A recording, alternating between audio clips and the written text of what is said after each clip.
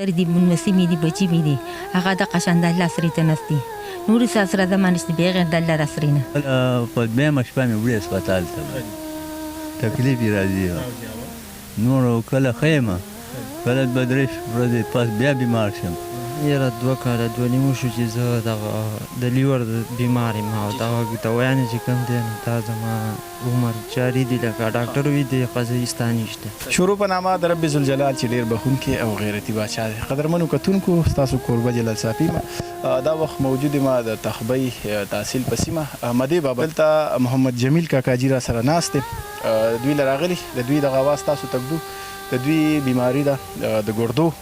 او عجزي ده بېوسي ده. بیا په پاکستان کې تاسو ته پته ده چې خرچې ورځ په ورځ سیوا کېږي. مهنګایي ده بد حل دی. دوايانې هم ډېرې ګرانې دي. علاجونه هم د بیې علاجونه دي. سرکاري اسپتال کې چاته څه نه میلاویږي. صرف د ډاکټر چیک اپ دی باقي هر څه به ځان له پخپله کوي. نو ډېره زیاته عجزي ده راغلي په دې شپه د دوی دغه اواز به تاسو تږدو.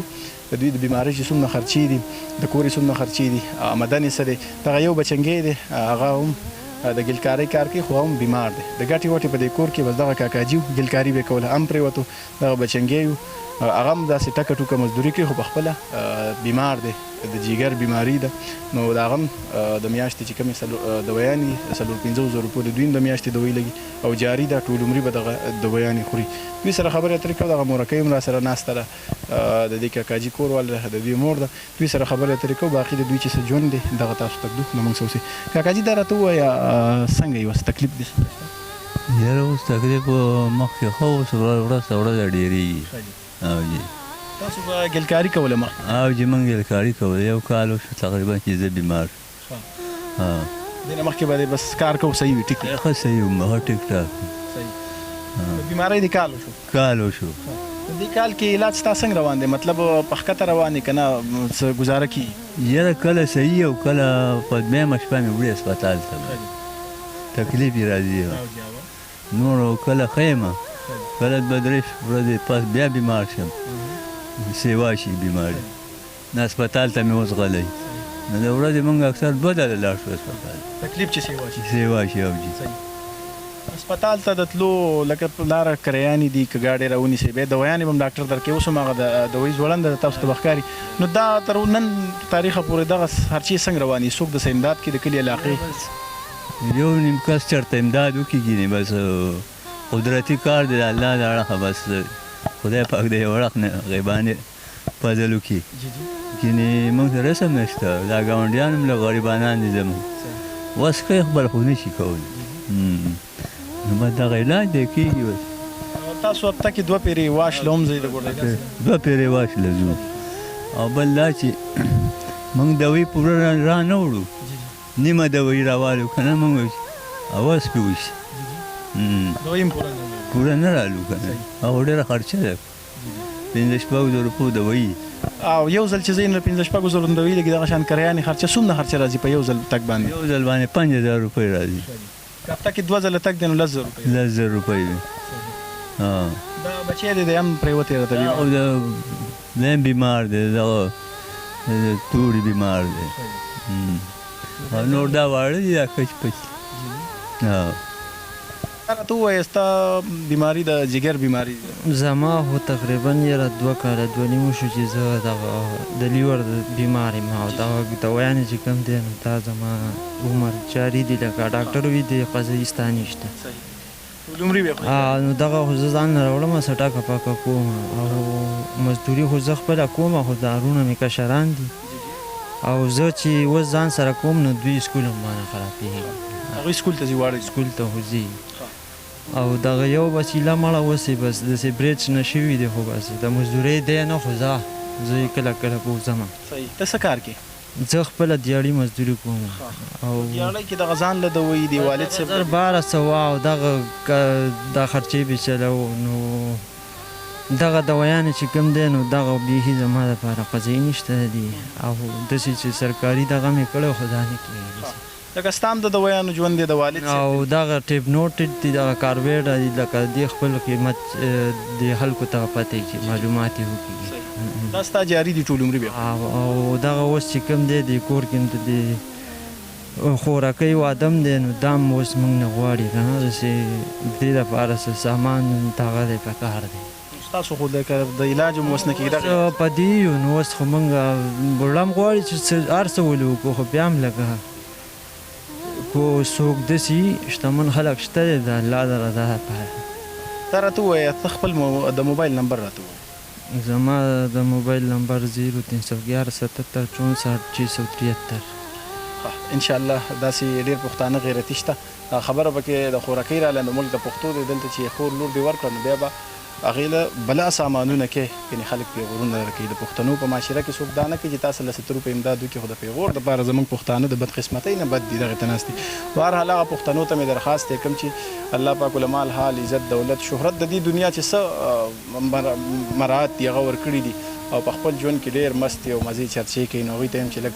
دې درد ته هم پام وکړي یو کاکاجي ستاسو د امداد سترګې په لار دی یو مورکۍ ستاسو د مدد طلبګاره دی یو ورور ستاسو امداد ته سترګې په لار دی چې بیمار دی او پلار هم بیمار دی کور کې واړه ماشومان دي دغه خبره به کې د خوراکۍ د واده راله نو تاسو ته عاجزانه درخواست دی زموږ د خیبر ډیلي خیبر د دغه شیشې د لارې چې تاسو د دوی ملاتړ جوړ شي په سکرین چې کوم نمبر چې لګي په دغه براه راست دغه ورور سره رابطه وکړي او خپله مرسته د دوی سره یقیني کړي دغه مورکۍ له ورځم مور یې څنګه یې خیر دی شکر تاسو ښه جي دا راته ووایه دغه چې کوم ستا خاوند دی بیا دې دغه بچنګی دی دواړه بیماران دي دا دواړه د دې یو خاوند مې دا دویم کال دی چې دا هسپتال ته ځو راځو روزانه او زمونږ دومره وس نه چې موږ ځانله کرایه پیدا کړو چې سهار په چیو لاړ شو په هغه چیو باندې ماښام کور ته وږي تږي راځو بس دې ته زما دا خواست دی چې دې موږ دغه وکړي زه دې لږ ډېر امداد شروع کړي